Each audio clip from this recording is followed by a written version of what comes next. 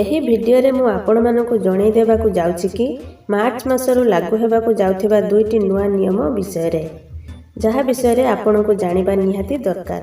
ଯଦି ଆପଣ ଏହି ନିୟମ ବିଷୟରେ ଜାଣୁନାହାନ୍ତି ତେବେ ଆପଣଙ୍କୁ ବହୁତ ବଡ଼ ଅସୁବିଧାର ସମ୍ମୁଖୀନ ହେବାକୁ ପଡ଼ିପାରେ।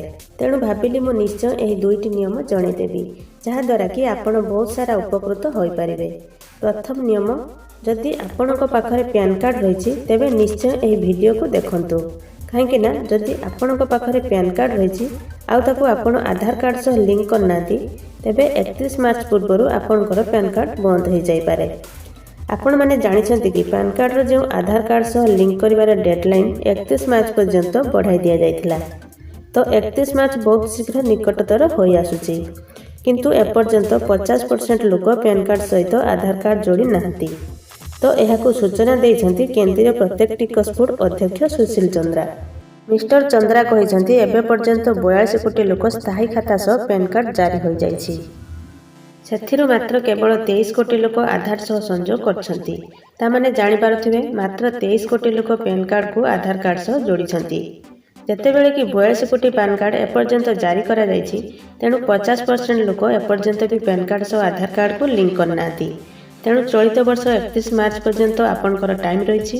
ଆପଣ ଏହି 31 ମାର୍ଚ୍ଚ ଭିତରେ ଆପଣ ନିଜର ପ୍ୟାନ୍ କାର୍ଡ଼ ସହ ଆଧାର କାର୍ଡ଼କୁ ଲିଙ୍କ କରିନିଅନ୍ତୁ।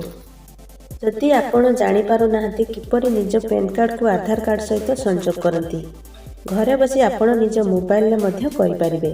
ଯଦି ଆପଣ ଜାଣିବା ପାଇଁ ଚାହୁଁଛନ୍ତି ତେବେ ଆପଣ ମୋତେ କମେଣ୍ଟ କରନ୍ତୁ, ମୁଁ ଗୋଟେ ଭିଡ଼ିଓ ଆପଣମାନଙ୍କ ପାଇଁ ବନେଇଦେବି ଯେ କିପରି ନିଜ ପ୍ୟାନ୍ କାର୍ଡ଼କୁ ଆଧାର କାର୍ଡ଼ ସହ ସଂଯୋଗ କରିବେ।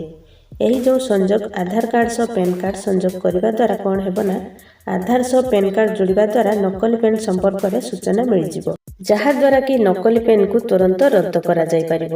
ପେନ୍ ସହ ଆଧାର ବ୍ୟାଙ୍କ ଆକାଉଣ୍ଟ ଯୋଡ଼ିବା ଯୋଗୁଁ ଆୟକର ବିଭାଗ ଟିକସଦାତାଙ୍କୁ ଖର୍ଚ୍ଚ କରିବାରେ ପଦ୍ଧତି ତଥା ସୂଚନା ସହଜରେ ପାଇପାରିବେ। ଦ୍ୱିତୀୟ ନିୟମଟି LIC ଗ୍ରାହକମାନଙ୍କ ପାଇଁ। ଯଦି ଆପଣ ଜଣେ LIC ଗ୍ରାହକ ତେବେ ମାର୍ଚ୍ଚ 1 ପୂର୍ବରୁ କରିନିଅନ୍ତୁ ଏହି କାମ, ନହେଲେ ଆପଣ ପଡ଼ିପାରନ୍ତି ବଡ଼ ଅସୁବିଧାରେ। LIC ଏବେ ନୂଆ ରୂପ ନେବାକୁ ଯାଉଛି, ଅର୍ଥାତ୍ LIC ମଧ୍ୟ ଏବେ ଡିଜିଟାଲ ହେବାକୁ ଯାଉଛି। କମ୍ପାନୀ 1 ମାର୍ଚ୍ଚ 2019ରୁ ଅଟୋମେଟେଡ୍ SMS ଜରିଆରେ ପଲିସି ହୋଲ୍ଡରକୁ ପ୍ରିମିୟମ୍ ସହ ଜଡ଼ିତ ବିବରଣୀ ହେବାକୁ ଯାଉଛି। ପ୍ରିମିୟମ୍ ହେବା ପରେ ରିମାଇଣ୍ଡର ମଧ୍ୟ ମେସେଜ ଜରିଆରେ ହିଁ ଦିଆଯିବ। ଯଦି ଆପଣଙ୍କୁ ଏହି SMS ମିଳୁଛି ତେବେ ଆପଣଙ୍କ ମଧ୍ୟ LIC ସହ ଜଡ଼ିତ ହୋଇରହିଛି। କିନ୍ତୁ ଯଦି ଆପଣଙ୍କୁ ଏହି ମେସେଜ କିଛି ମିଳୁନାହିଁ ତେବେ ଆପଣଙ୍କ ନମ୍ବର ରେଜିଷ୍ଟର୍ଡ କିମ୍ବା ଅପଡେଟ୍ ଏପର୍ଯ୍ୟନ୍ତ ହୋଇନାହିଁ। ଏଭଳି ପରିସ୍ଥିତିରେ ଆପଣ ତୁରନ୍ତ ନିଜ ନମ୍ବରକୁ ରେଜିଷ୍ଟର କିମ୍ବା ଅପଡେଟ୍ କରିବାକୁ ପଡ଼ିବ। ଯଦି ଆପଣ ଏଭଳି କରୁନାହାନ୍ତି ତେବେ ଆପଣଙ୍କୁ LICର କୌଣସି ଅପଡେଟ୍ ମିଳିପାରିବ ନାହିଁ। ଏହା ଥିଲା ଯାହା ଦୁଇଟି ବଡ଼ ନିୟମ ଯାହା ଲାଗୁ ହୋଇଛି ମାର୍ଚ୍ଚ ମାସରେ। ଏମିତି ଆହୁରି ଭିଡ଼ିଓ ଦେଖିବା ପାଇଁ ଏହି ଭିଡ଼ିଓକୁ ଗୋଟେ ଲାଇକ୍ କରନ୍ତୁ। ଆଉ ଯଦି ପ୍ରଥମ ଥର ପାଇଁ ଆମ ଚ୍ୟାନେଲକୁ ଦେଖୁଛନ୍ତି ତାହେଲେ ତଳେ ଥିବା ରେଡ୍ କଲର ସବସ୍କ୍ରାଇବ୍ ବଟନ୍ ଉପରେ କ୍ଲିକ୍ କରି ଆଉ ତା ସାଇଡ଼ରେ ଥିବା ବେଲ୍ ବଟନ୍ କ୍ଲିକ୍ କରି ଆମ ଚ୍ୟାନେଲକୁ ସବସ୍କ୍ରାଇବ୍ କରିନିଅନ୍ତୁ। ଧନ୍ୟବାଦ।